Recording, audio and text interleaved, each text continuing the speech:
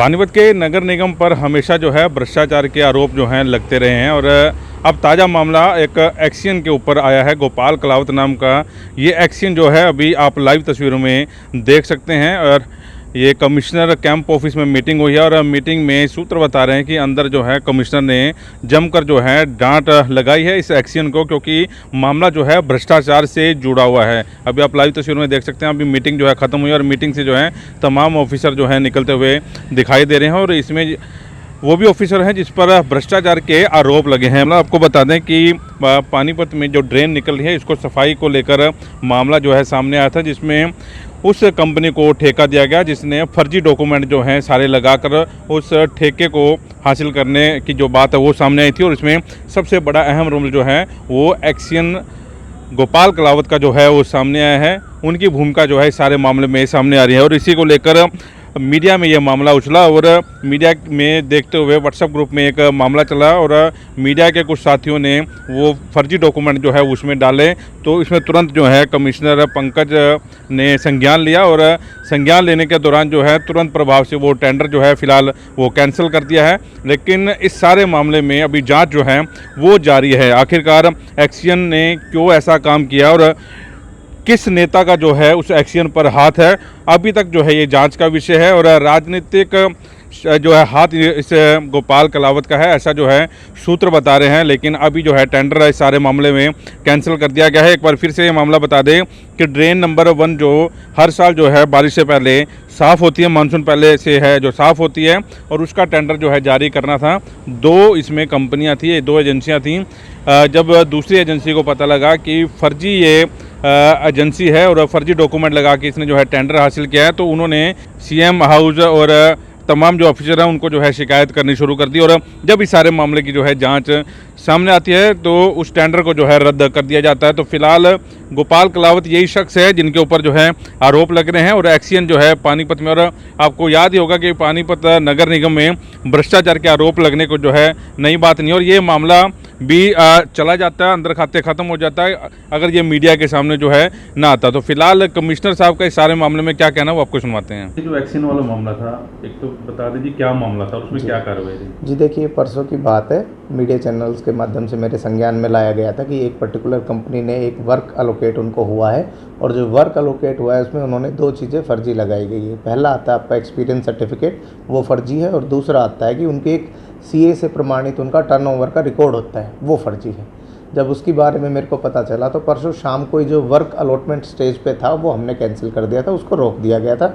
कल एससी साहब की अध्यक्षता में हमने एक कमेटी बनाई थी और उसको ऑर्डर दिए थे कि आप 24 घंटे के अंदर इसकी फैक्ट फाइंडिंग जो दोनों सबूत मीडिया ने अभी तक हमें दिए हैं उनकी जांच करके हमें रिपोर्ट प्रस्तुत करें।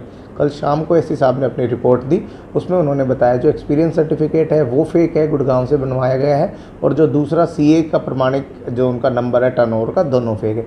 इसी के आधार पर कार्रवाई करते हुए कल ही हमने उस टेंडर को निरस्त कर दिया और बाकी उसकी ब्लैक लिस्टिंग की और वो प्रोसेस को हमने चालू कर दिया।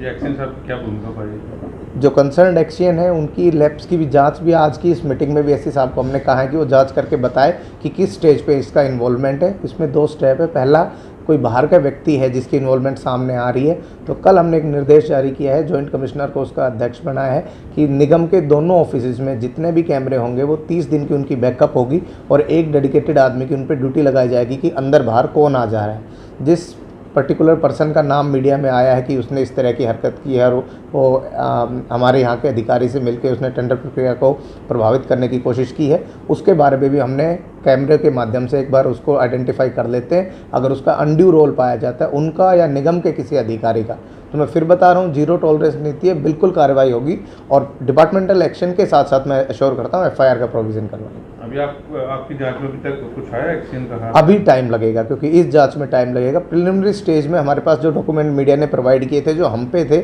उनकी जांच में कंपनी का रोल पाया गया है। नेक्स्ट स्टेप में हम देखेंगे लैब्स किसकी है। अगर प्रोसीजरल लैब्स है, अगर कोई आपके जब भी कोई आपके पास टेंडर आता है तो उसमें करीब अगर 4 फर्म पार्टिसिपेट कर रही हैं तो 400-500 पेजों के आपके पास डॉक्यूमेंट आ जाते हैं।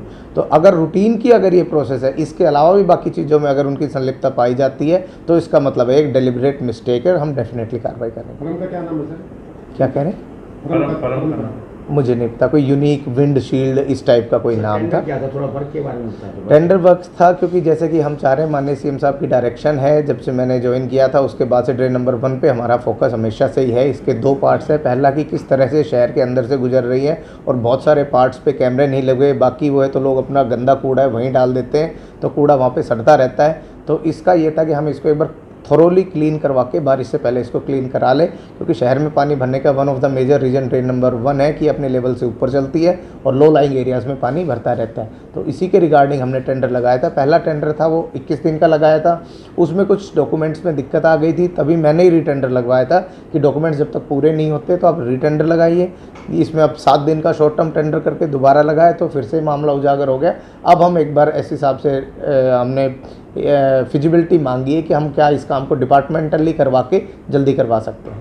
क्योंकि मानसून शुरू हो चुका जी, है, जी, जी। अभी टेंडर आपके द्वारा लगने हैं, जी, कैसे खुलेंगे? जी। इस काम को मोस्ट प्रोबेबली हम इस डायरेक्शन में करवाएंगे 3 या 4 पार्ट्स पे। जैसे कि इरिगेशन ने अभी डिपार्टमेंटल वर्क करवाया है, उन्होंने जेसीबी को डीसी रेट पे हायर कर लिया है, उसी रेट पे हम हायर करके और अपने डिपार्टमेंट के लोगों से इस ड्रेन को क्लीन कराएंगे। सर, अगर जो एक्शन की भूमिका पाई जाती है तो जाए तो बिल्कुल 100%। मैं मैंने सभी से यही कहा है कि 0 टॉलरेंस है, ये चीज़ ना तो सही जाएगी और ना ही किसी चीज़ में इसको बढ़ावा दिया जाएगा।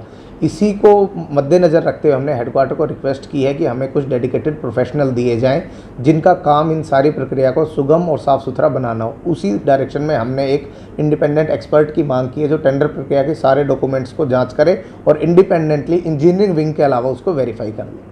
तो अभी तक जो बताया जा रहा है कि खिड़कियों में शीशे लगाने वाली सफ़ीदों की एक firm unique bind shield glass को ड्रेन नंबर 1 की सफाई का ठेका देने की पूरी तैयारी थी, वो चल रही थी। लेकिन मामला जो है उजागर हुआ और एक्सियन ने जो है कमेटी गठित की और उसमें ये जब मामला जो है सारा सामने आ गया और इस सारे मामले को लेकर जो आरोप लग रहे हैं गोपाल कलावत का, उस पर जो है चर्चा कर लेते हैं।